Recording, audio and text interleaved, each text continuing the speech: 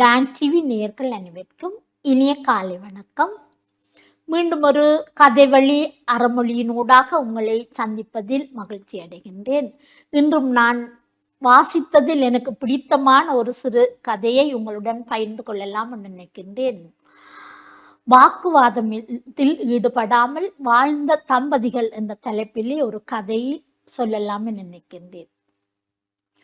ஒரு ஊரிலே ஒரு தம்பதியர்கள் இருந்தார்கள். அவர்கள் 25 வருடமாக ஒருவருக்கொருவர் எந்த ஒரு பிரச்சனையுமின்றி மிகவும் மகிழ்ச்சியாக சந்தோஷமாக வாழ்ந்து வந்தார்கள். ஆகவே இவர்களினுடைய அந்த வெள்ளி விழா கொண்டாடப்படுகின்றது. எல்லோரும் மகிழ்ச்சியாக இருக்கின்றார்கள்.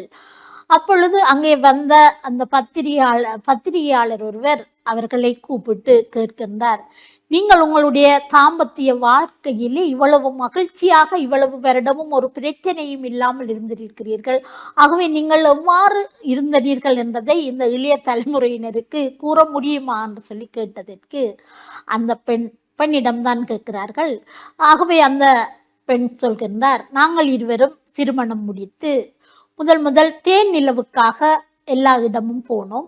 போய் சந்தோஷமாக நாங்கள் அந்த தேன் நிலவை கழித்து விட்டு இறுதியாக ஒரு குதிரை பந்தயத்தில் நாங்கள் ஒரு குதிரை சவாரியிலே நாங்கள் 2 பேரும் அதில் ஏறி சந்தோஷமாக போய்கொண்டிருந்தோம். அப்பொழுது 2 பேரும் அருகருகே 2 பேரும் ஒவ்வொரு குதிரையில் போனோம்.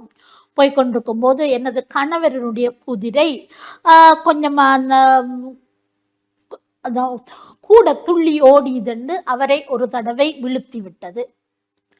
ஆகவே அந்த கணவர் ஒழும்பி அந்த குதிரையை தட்டி கொடுத்து தடவி போட்டு சொல்கின்றார், இது உனக்கு முதலாவது முறை என்று சொல்கின்றார்.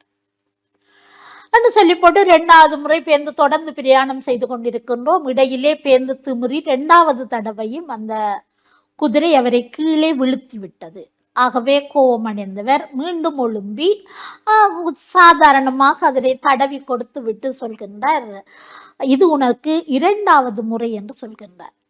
3வது முறை மீண்டும் அவர்கள் பிரயாணம் செய்து கொண்டிருக்கின்றார்கள். சந்தோஷத்தில் அந்த குதிரை சவாரி செய்து கொண்டிருக்கும் போது 3வது முறையும் அந்த குதிரை அவரை விழுத்தி விடுகின்றது. ஆகவே அவர் தன்னுடைய துப்பாக்கியை எடுத்து உடனே அதனை சுட்டு விடுகின்றார். அது அந்த இடத்திலேயே துடித்து மரணம் அடைகின்றது. இவற்றை கண்ட பயத்தில் நான் உறைந்து விடுகின்றேன். அப்பொழுது என்னுடைய கணவனை கேட்கின்றேன், ஒன்றும் அறியாத அப்பாவியான இந்த குதிரையை நீங்கள் ஏன் கொண்டீர்கள்? நீங்கள் இவ்வாறு செய்தது சரியா என்று சொல்லி நான் அவரிடம் அதற்கான நியாயத்தை கேட்டேன். கேட்ட பொழுது அவர் எனக்கு சொன்னார், இது உனக்கு முதலாவது முறை என்று சொன்ன அந்த ஒரு முறை. அதற்கு பிறகு அவர் 2வது முறை சொல்வதற்கு நான் சந்தர்ப்பம் வைக்கவில்லை. இன்று வரை நாங்கள் இருவரும் சந்தோஷமாக வாழ்கின்றோம் என்றால் அதற்கு அந்த குதிரை சவாரி கற்றுத்தந்த பாடம் என்று சொல்லி சொன்னார். ஆகவே அன்பானவர்களே, நாங்கள் தேவையில்லாத பிரச்சனைகளில் வாக்குவாதங்களை விட்டு நாங்கள் அன்பாக எமது குடும்பத்தை கொண்டு போக வேண்டும். ஒருவருக்கொருவர் விட்டு கொடுத்து அன்பாக இருப்பதன் மூலம் நாங்கள் எங்களோட வாழ்க்கையை திருப்தியாக மன நிறைவுடன் வாழலாம் என்று கூறி இனிய இந்த வாய்ப்புக்கு நன்றி கூறி விடைபெறுகிறேன். நன்றி.